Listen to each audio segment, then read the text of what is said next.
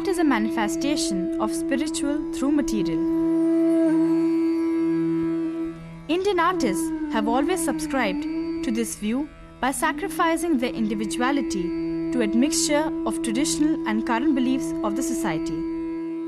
Interaction with the West in the past few centuries has brought about a change. Now Indian artists, especially musicians, have learned to take pride in being associated with a particular school or gharana. While almost all schools rightfully trace their art to ancient practices, Aladia School of Jaipur, Atrauli alone enjoys the privilege of excelling in a repertoire of aprachalit or rare ragas.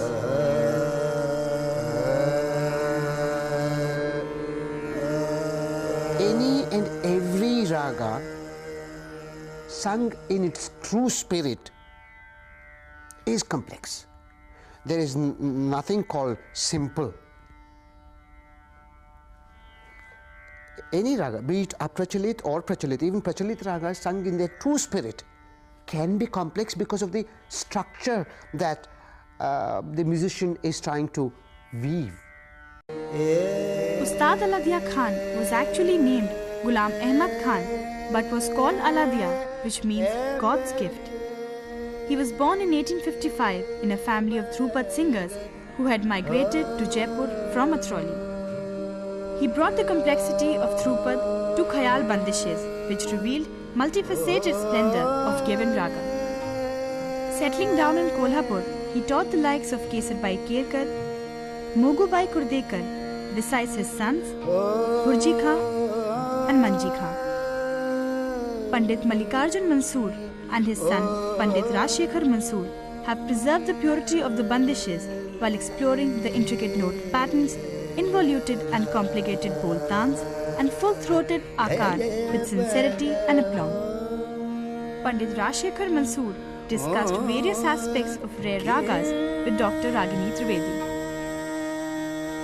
In the case of so-called aprachalit ragas, since 2 or 3 ragas are blended and not mixed, as people sometimes call it, they are not mixed at all. They're so beautifully blended that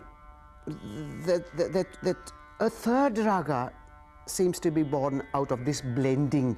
There is a total surrendering of these 2 ragas, out of which a third raga comes out. Panditji, what are the reasons behind the temperament of modern artists for not opting uncommon rag for their performances? That's very simple. Because they have never been taught these rare ragas.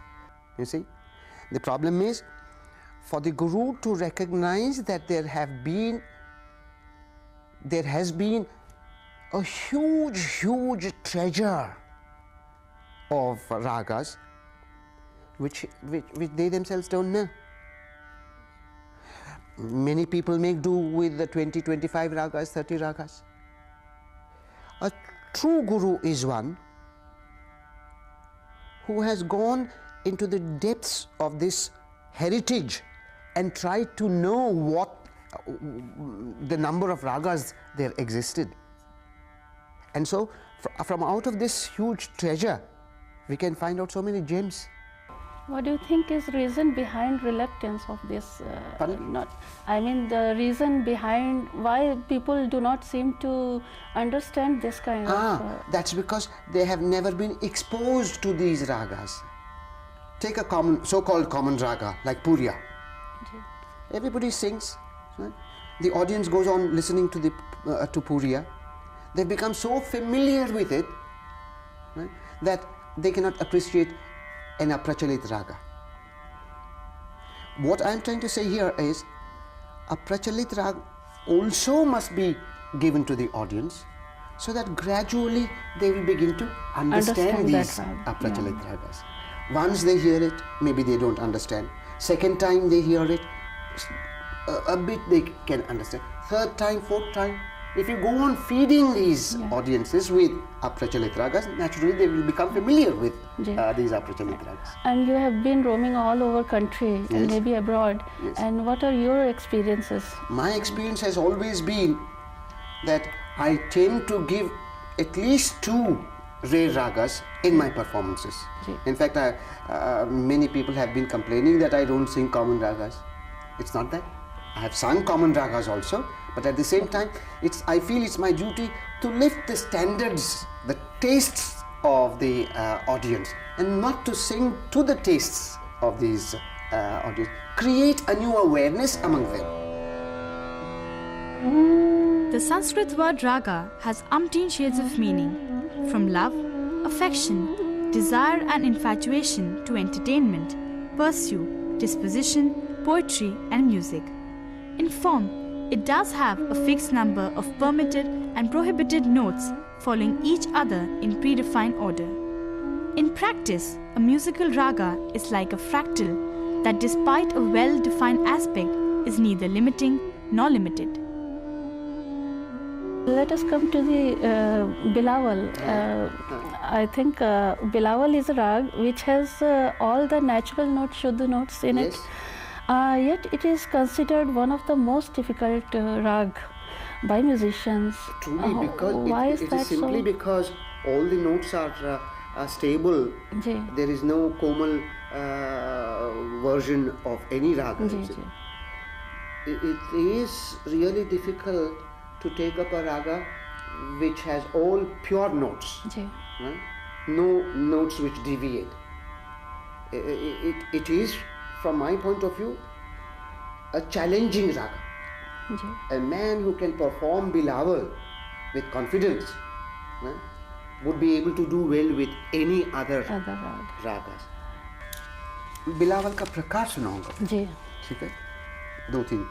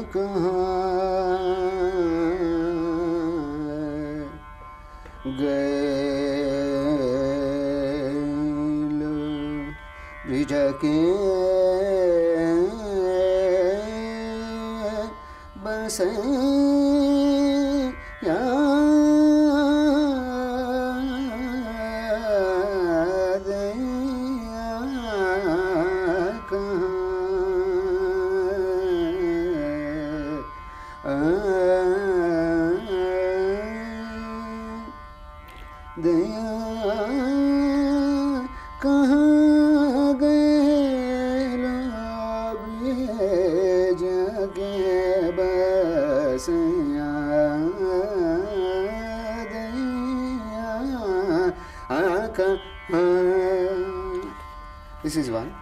Which one was that? This was Alaya Bilawal. Alaya Bilawal. There is one called Jai Jai Bilawal. Jai Jai Bilawal. जहाँ जय जयवंती और बिलावल का blending है.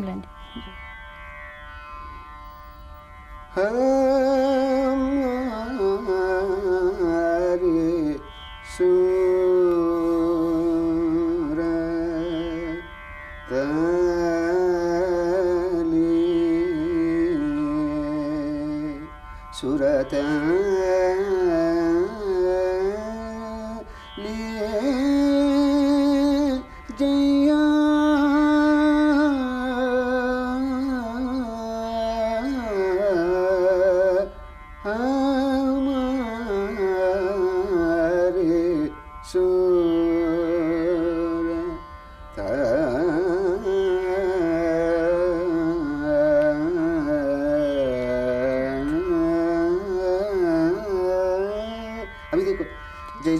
बिलावल कैसे मिलते?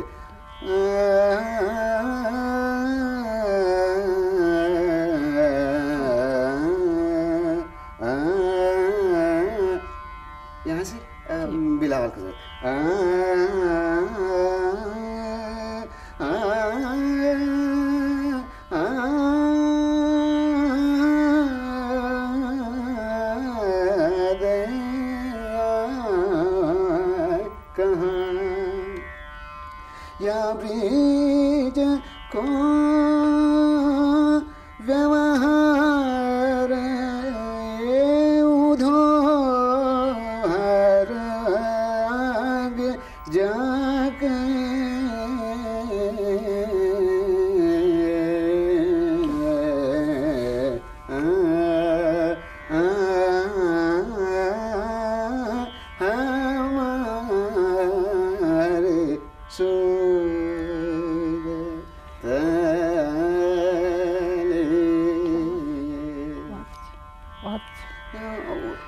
case of any particular raga, if you happen to know the